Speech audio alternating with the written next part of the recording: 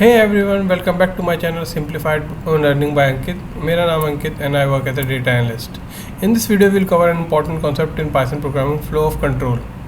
ये कॉन्सेप्ट बताता है कि Python डिसाइड कैसे करता है कि कौन सी लाइन्स ऑफ कोड कब और कहाँ और कैसे एग्जीक्यूट होगी। चलिए हम देखते हैं कि कैसे हम कंडीशंस और लूप के थ्रू फ्लो ऑफ कंट्रोल कर सकते हैं। तो लेट्स गेट स्टार्टेड। तो सबसे पहले देखते हैं कि फ्लो ऑफ कंट्रोल होता क्या है।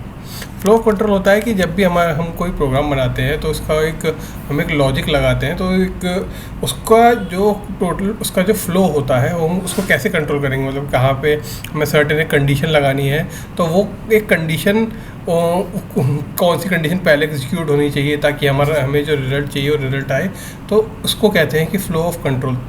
सो इसमें दो टाइप के कंट्रोल स्ट्रक्चर होते हैं, सिलेक्शन और repetition. In Python, selection helps us make decisions in our programs. We use if statement to execute code when a condition is true. Like whenever we need, whenever we writing a program and there is a condition and we need to हम चाहते हैं कि अगर वो condition true हो तो एक certain output आए। if फिर वो कंडीशन होगी वो उसके बाद हम लॉजिक लिखेंगे अपना कि पाइथन चेक करे कि ये कंडीशन ट्रू है कि नहीं है, और अगर ट्रू हो तो उसके बाद क्या इफेक्ट होना चाहिए, क्या एग्जीक्यूट होना चाहिए, वो हम नीचे उसके लिखेंगे।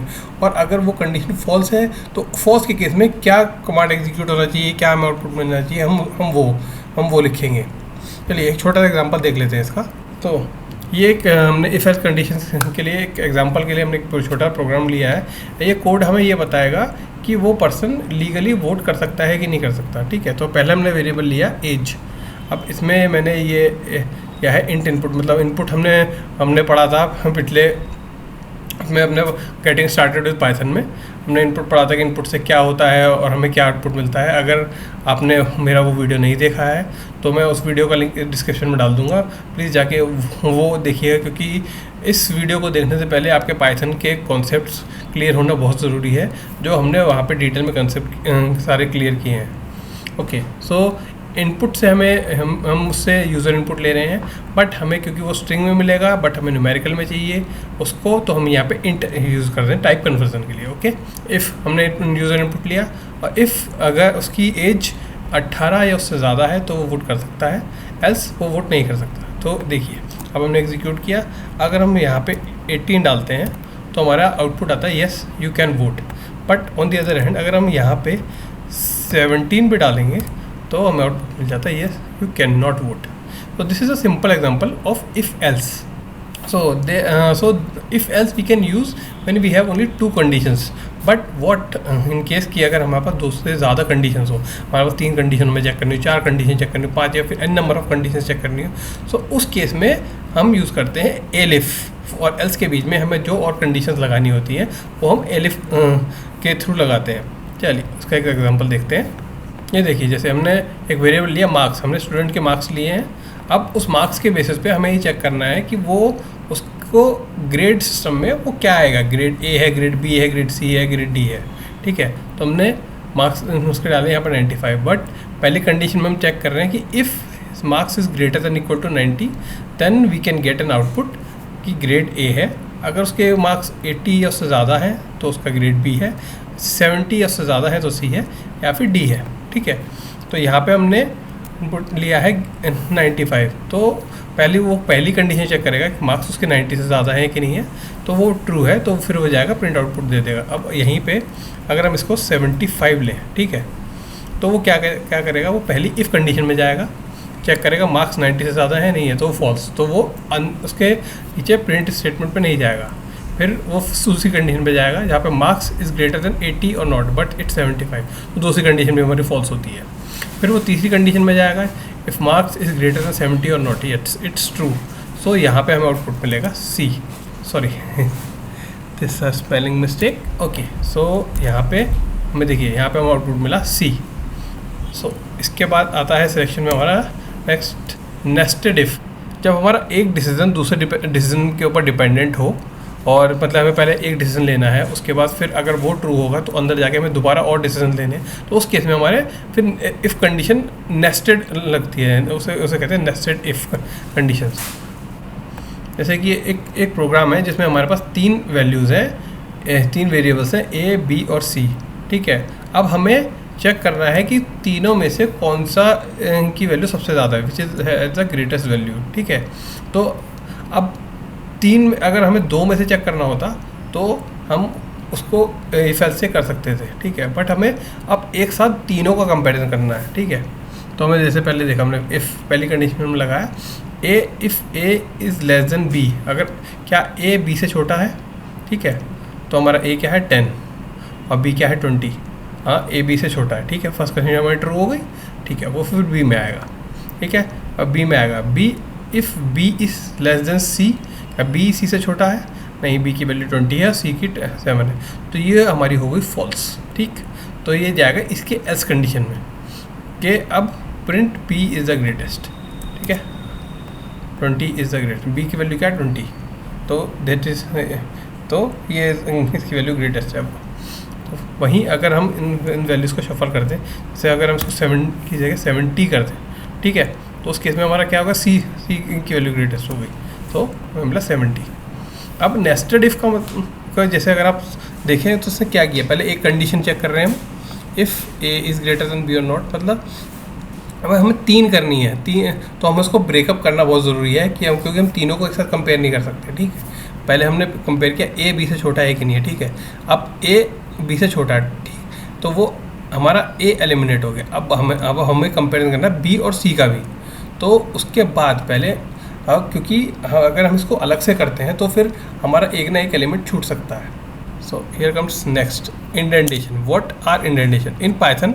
Indentation is used to define code blocks, मतलब हम कोड ब्लॉक्स को इंडेंटेशन के थ्रू डिफाइन करते हैं। Python strictly relies on indentation to indicate which code belongs to which block. If your indentation isn't consistent, Python will throw a syntax error. Okay, so let's take an example. अब हमने ये लिए दो variables, ठीक है। अब हमने लगाई if a is less than b, तो इसका सिंटैक्स, इफ़ के बाद हम एक कोलन हमेशा लगाएंगे क्योंकि ये सिंटैक्स है इसका। इफ़ हम कोई भी ऐसा इसको लगाएंगे, कंट्रोल स्टेटमेंट लगाते हैं, कोई लूप में यूज़ करेंगे या इसमें लगाएंगे, तो हमें हमेशा ये कोलन बहुत ज़रूरी होता है। अब मैं क्योंकि जुपिटर नोटबुक यूज़ कर रहा हूँ या फिर अगर आप VS कोड यूज़ करेंगे तो बाय डिफ़ॉल्ट होता है इसका, जैसे कि आप एंटर करेंगे तो आपको बाय डिफ़ॉल्ट इंडेंट मिलेगा, क्योंकि सिंगल टैब होता है। अगर आप इसको सिंगल टैब करेंगे तो यहाँ पे आएगा, ठीक है। अब अगर हम इसको कोड को सही लिख रहे हैं तो हमारा आएगा प्रिंट बी, क्योंकि यहाँ पे बी की वैल्यू ज़्यादा है, एल्स ए, ठीक, ये आ रहा है। अब यहीं पे अगर हम ये इंडेंट रहने दें, भूल जाएं या गलत छोड़ दें, तो हमें तुरंत यहाँ पे एक इंडेंटेशन एरर मिलेगी। पाइथन में बहुत इम्पॉर्टेंट ये इंडेंटेशन का ध्यान रखना होता है। कई बार बड़े बड़े कोड जब हम लिखते हैं तो इस छोटी सी गलती की वजह से हमारे उसमें एरर आता है, और सिर्फ इसको ही मतलब लोकेट करने में कि हमारी एरर इंडेंटेशन की वजह से कई बार प्रोग्राम्स को बहुत ज़्यादा टाइम लगता है। कई बार बड़े प्रोग्राम्स में 1-1, 2-2 दिन यही ढूंढने में लग जाता है कि एरर कहाँ थी, बाद में पता चलता है कि इंडेंटेशन गलत था। So it's very important in Python. अब बात करते हैं लूप्स की। रेपिटेशन में होता है लूप्स, जो प्रोग्रामिंग का एक इम्पॉर्टेंट पार्ट है। सोचिए अगर आपको 1 से 100 नंबर तक प्रिंट करने हो तो क्या आप 100 लाइन तक प्रिंट कोड लिखेंगे? मतलब जैसे कि हमने आउटपुट लिया कि एक आउटपुट चाहिए तो हमने उसके लिए प्रिंट लिखा। अब बट हमें 1 से 100 नंबर तक प्रिंट करने हैं तो क्या हम 100 बार प्रिंट लिखेंगे? नहीं ना। बट ये चीज़ हम बहुत सिंपली, बहुत इजीली लूप के थ्रू को रिपीट करा के बहुत इजीली अचीव कर सकते हैं। The statement in loops are executed again and again as long as particular logical condition remains true. मतलब उस लूप में जब तक एक कंडीशन ट्रू रहेगी तब तक ही वो लूप चलता रहेगा, ठीक है। और जैसे ही कंडीशन फॉल्स होगी तो वो लूप वहीं टर्मिनेट हो जाएगा। So it is the responsibility of the programmer to ensure that this condition eventually does become false। क्योंकि देखिए अगर कोई भी कंडीशन, अगर वो कंडीशन टर्मिनेट ही नहीं हो रही है तो सोचिए क्या होगा, वो लूप चलता चला जाएगा, मतलब इनफाइनाइट टाइम तक चलता चला जाएगा, आपको पता ही नहीं, आपको रिजल्ट ही नहीं मिलेगा। तो ये बहुत इंपॉर्टेंट चीज़ है ध्यान रखने की कि आपको एक एग्जिट कंडीशन और एक टर्मिनेट कंडीशन हमेशा देनी होती है लूप में, otherwise you will never get an output and you will and up with an infinite loop. There are 2 types of loops. First, for loop. Second is while loop. For loops, like for loops, like the for statement is used to iterate over a range of values of sequence. The for loop is executed for each of the item in range. तब इस for loop हम इसमें जो भी range देते हैं तो उस रेंज में हर एक आइटम के ऊपर उतनी बार वो एग्जीक्यूट करेगा. एक एग्जांपल लेते हैं हम for loop का. For I in range 10. So range हमने 10 लिया और रेंज में पाइथन में जो इंडेक्सिंग होती है या जो रेंज होती है उसकी काउंटिंग हम हमेशा लेते हैं वो स्टार्ट होती है 0 से, ना कि 1 से. इस बात का हमेशा ध्यान रखिएगा. जैसे रेंज 10 है तो you have to start with 0 1 2 3 4 5 6 7 8 9. जो 10 है वो कभी भी इंक्लूडिंग नहीं होगा. The last the stop is always excluded. तो आपको जितना जो रेंज के अंदर वैल्यू लिखी होती है वो उसका काउंट होता है स्पेसिफिक. ठीक है, तो आप 0 से स्टार्ट करेंगे तो 9 तक आपका काउंट 10 हो जाएगा, बट अब 10 नंबर हमेशा एक्सक्लूडेड रहेगा उसमें.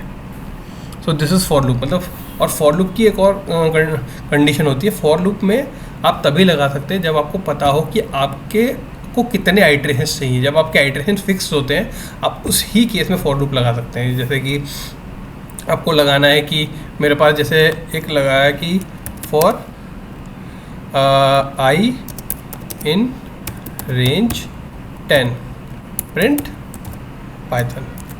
ठीक है, तो हमें पाइथन प्रिंट करवाना था 10 बार. तुमने आई इन, अब ये इस आई की जगह आप कुछ भी ले सकते हैं. आप अपना नाम भी लिख सकते हैं, कुछ भी लिख सकते हैं फॉर आई. ठीक है, ये आई क्या होता है, ये कंट्रोल वेरिएबल होता है. बट क्योंकि एक नॉर्मल प्रैक्टिस में हम हमेशा इसको आई या जे यूज़ करते हैं तो आप इस नॉर्मल टर्मिनोलॉजी को यूज़ करोगे तो कोई भी प्रोग्रामर इजीली आपको अंडरस्टैंड कर पाएगा कि आपने क्या लिखा है. अदरवाइज़ ये कोई मैंडेटरी नहीं. अब यहाँ पे अगर मैं चाइना भी लिख दूँ तो भी उसको कोई फ़र्क नहीं पड़ता. इसको कोई फ़र्क नहीं पड़ता आप यहाँ पे क्या लिखते हैं. But for a normal understanding कि जो फ्लो चलता है उसमें हम फॉर आई इन रेंज या फॉर जे इन रेंज इस तरीके का जो भी हमारा प्रोग्राम होगा उसमें उस तरीके का हम कंट्रोल वेरिएबल लेते हैं. और फॉर लूप का जैसे मैंने बताया हम जब भी हमें पता होगा कि हमारे नंबर ऑफ आइट्रेशन फिक्स्ड है और वो कितने हैं, हम तभी उसको फॉर लूप को यूज़ कर सकते हैं. रेंज फंक्शन जैसे कि फॉर इसमें हमारा रेंज फंक्शन आया तो पहले हम रेंज फंक्शन समझते हैं कि रेंज में क्या आता है. रेंज हमेशा हमें एक सीक्वेंस जनरेट करके देता है. सो रेंज में क्या होता है, रेंज का जो सिंटैक्स होता है रेंज के 3 पैरामीटर्स होते हैं, स्टार्ट, स्टॉप और स्टेप.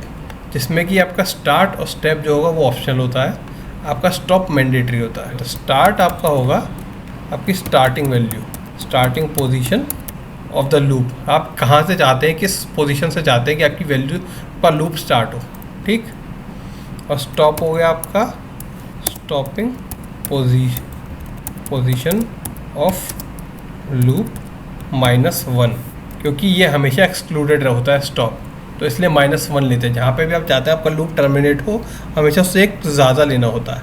अगर आप चाहते हैं कि आपका 10 तक वैल्यू है तो आपको 11 लेंगे, 11 तक चाहते हो तो 12 लेंगे. स्टेप होता है कि आप इसमें जो difference between the values in each loop, हर एक लूप में दोनों वैल्यू के बीच में कितना डिफरेंस होगा.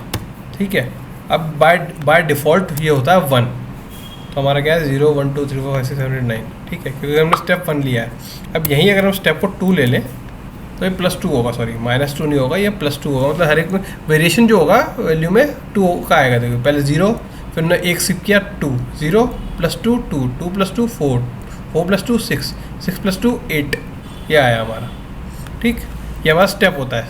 अगर हमने 3 ले लिया तो 0 + 3 3, 3 + 3 6, 6 + 3 9, तो ये हमारा स्टेप आया.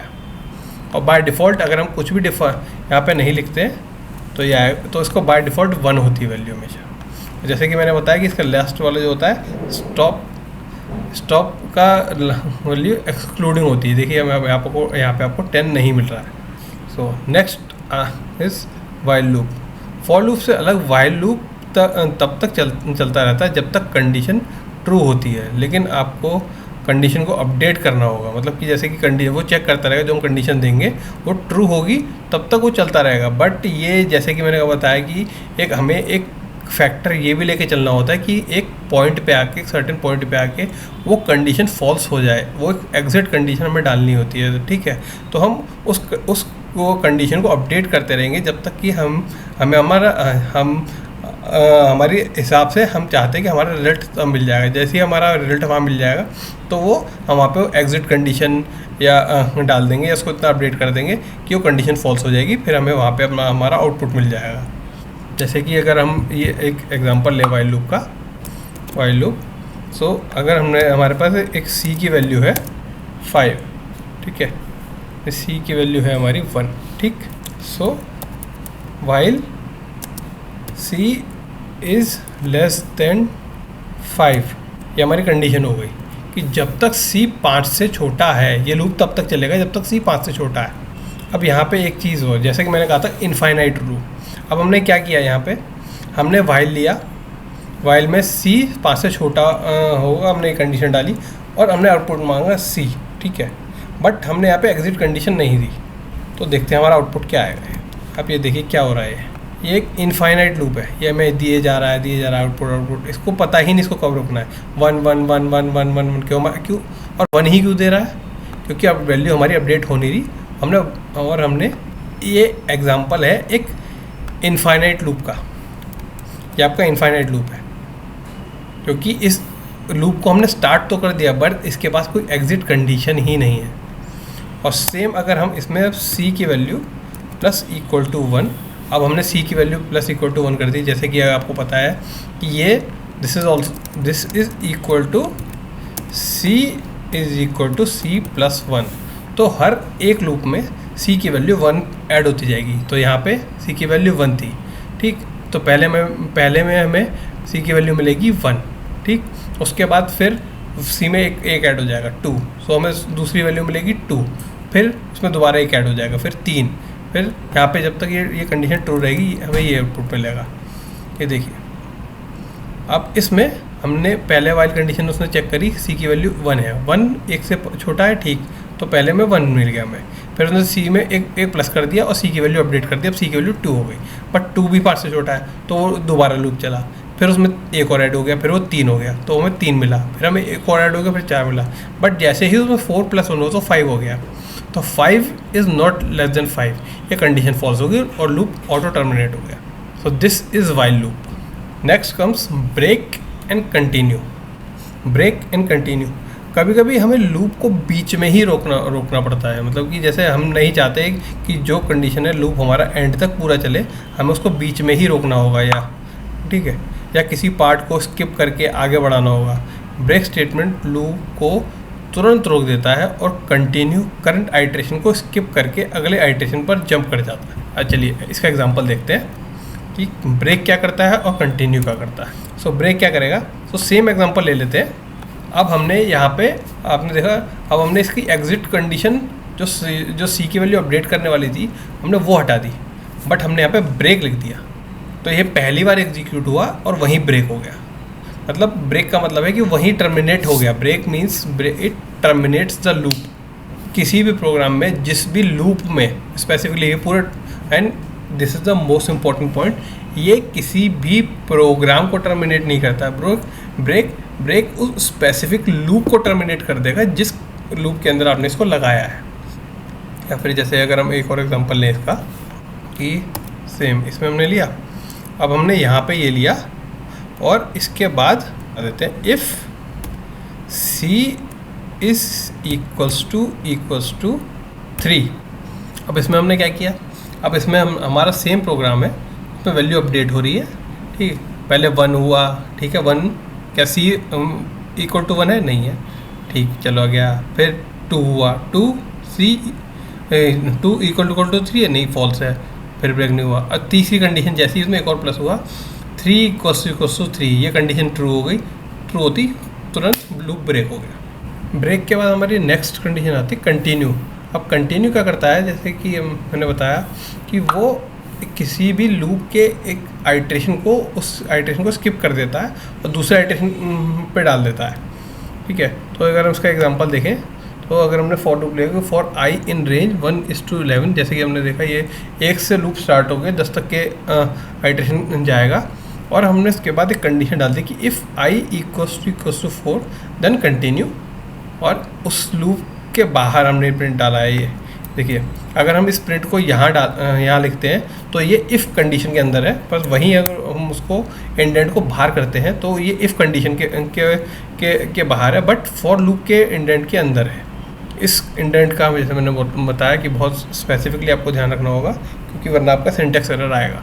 ठीक है, तो ये देखिए इसके आउटपुट में हमारे 1 से हमें लूप स्टार्ट करना था, तो 1 चला, 1 2 3 फिर 5, क्यों 4 पे जैसे ही आया उसने उस लूप को स्किप कर दिया।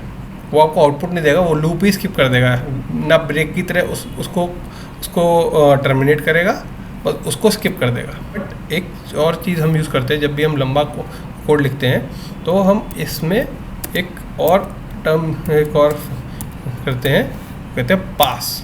अब पास क्या करता है? पास एक्चुअली में कुछ नहीं करता है, मतलब कि अगर आप पास किसी भी कोड ब्लॉक में लिखें तो उस कंडीशन में वो कुछ भी नहीं करेगा। तो हम यहाँ पे कंटिन्यू की जगह यहाँ पे पास लिखते हैं, तो बस इसका काम इतना होगा कि ये आपको एरर नहीं देगा, बट ये कुछ नहीं करेगा।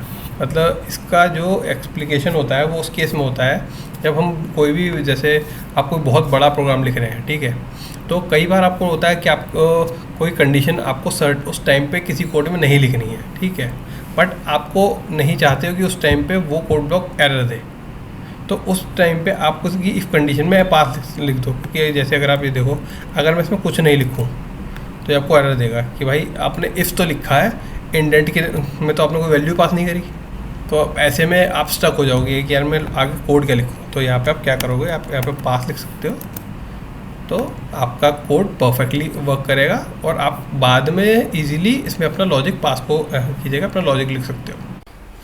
सो after for loops and while loops, here comes the next, nested loops. So what are nested loops? Nested loops होते हैं कि जब भी हमें कोई कॉम्प्लेक्स लॉजिक लगाना होता है और हमें हमारा अगला लॉजिक जो प्रीवियस कंडीशन में डिपेंडिंग होता है, तो हम वहाँ पर नेस्टेड लूप्स यूज़ करते हैं। जैसे कि हमने पहले एक फॉर लूप लिया, फिर उस कंडीशन के डिपेंडिंग हम उस नेक्स्ट कंडीशन लगाएंगे वहाँ पे भी, बट हमें एक सर्टेन आइटरेशंस यूज़ करने, तो हम उसके अंदर फर्दर फॉर लूप लगाएंगे। So this kind of loops are और condition are called as nested loops.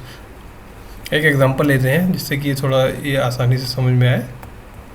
तो यहाँ पे हमने एक नेस्टेड लूप का एग्जांपल लिया। पहले हमने पहला एक लूप लिखा है, पहला फॉर लूप है, इसमें हमारे पास ये आई इन रेंज 3, फिर हर जैसे ही ये पहला आइटरेशन चलेगा तो इसके साथ हमें ये प्रिंट मिलेगा, एक पहला प्रिंट स्टेटमेंट एग्जीक्यूट होगा लाइन 2 का, आइटरेशन +1 इसलिए क्योंकि 0 में +1 कर रहे हैं हम, और str हमने क्योंकि इसका टाइप कन्वर्जन कर दिया स्ट्रिंग में, तो ये तीनों string iteration 1 of outer loop ऐसे आएगा।